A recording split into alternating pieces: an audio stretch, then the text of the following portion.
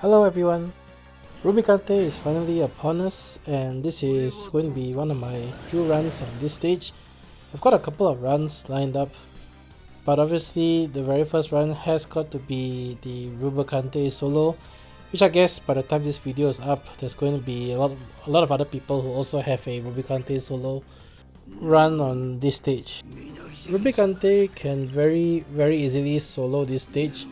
In fact, actually any character who can counter and mitigate damage can also solo this stage.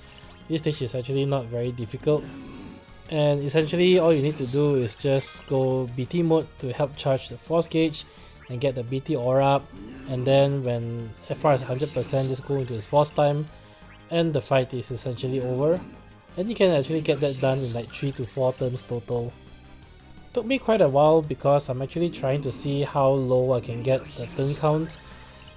There's been some discussion on whether or not is it possible to get a 0 turn solo run on this stage, and I've been sort of trying a few different combinations, a few different friend units as well to see whether I can crack that down to 0, but unfortunately the lowest I can get is 1 turn. So this is the run that I'll post up first, which is a 1 turn run with Rubicante. The only turn that you will get is getting the BT aura up, which really can't be avoided here. You need to spend 1 turn to get the BT aura up, and I do it right here.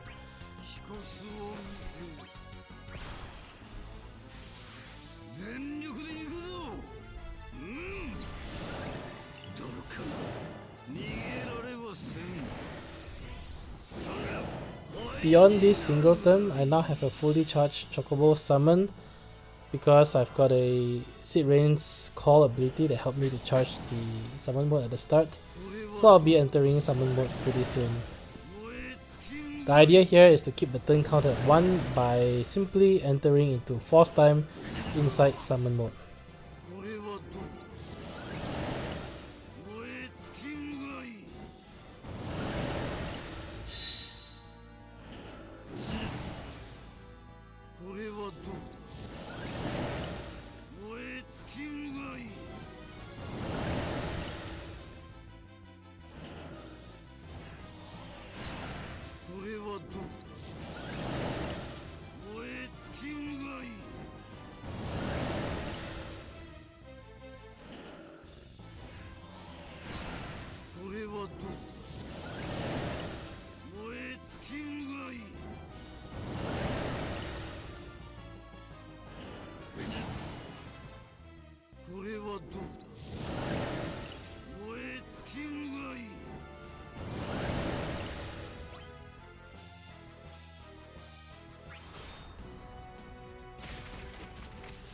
Like I said, you don't really have to go into all this trouble. This is really just to see how far I can push down the turn count.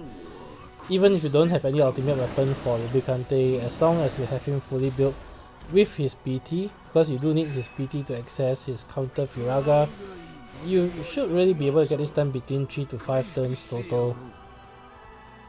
In my very first run here, I got a 4 turn complete, and the bosses died while I still have 10 turns of force time remaining, which is they died right after I entered force time. So that is with Rubicante with 5 over 5 ultimate weapon, but you know there's 10 turns of force time remaining, and so I'm very sure that even if you don't have a 5 over 5 ultimate weapon, you can really get this done no problems.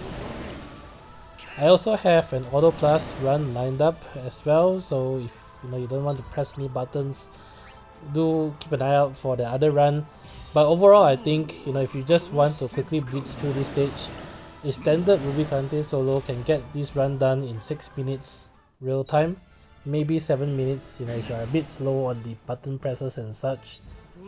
And in my honest opinion, I think that's the most efficient way to clear this stage. If you decided to skip Rubicante, there's really a lot of other options here.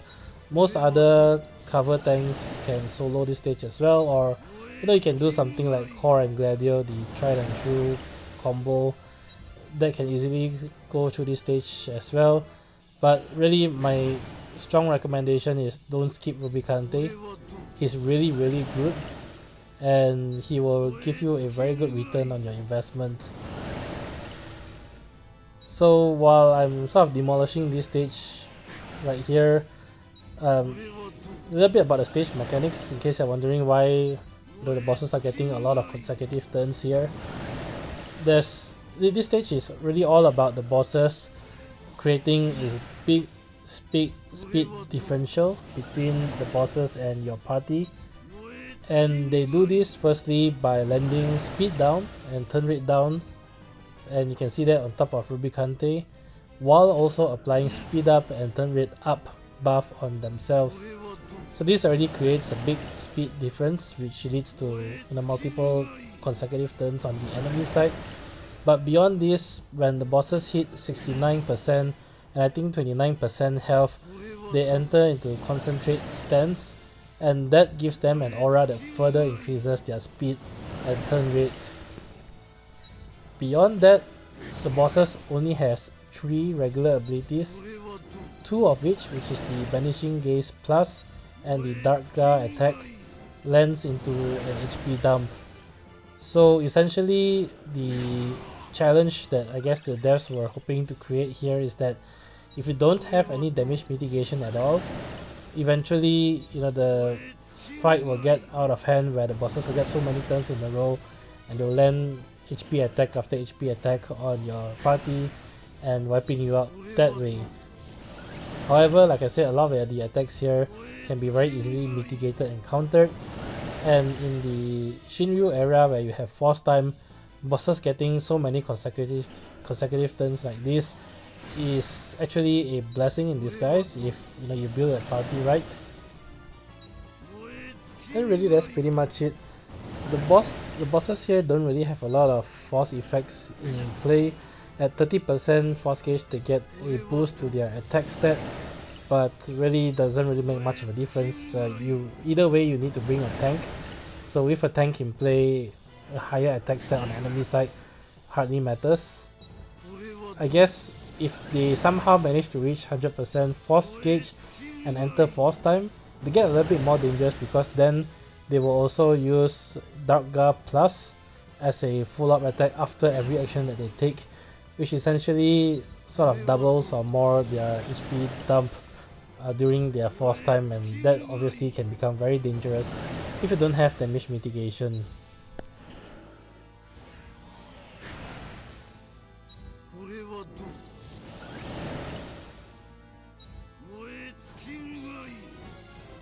Anyway, fight is over.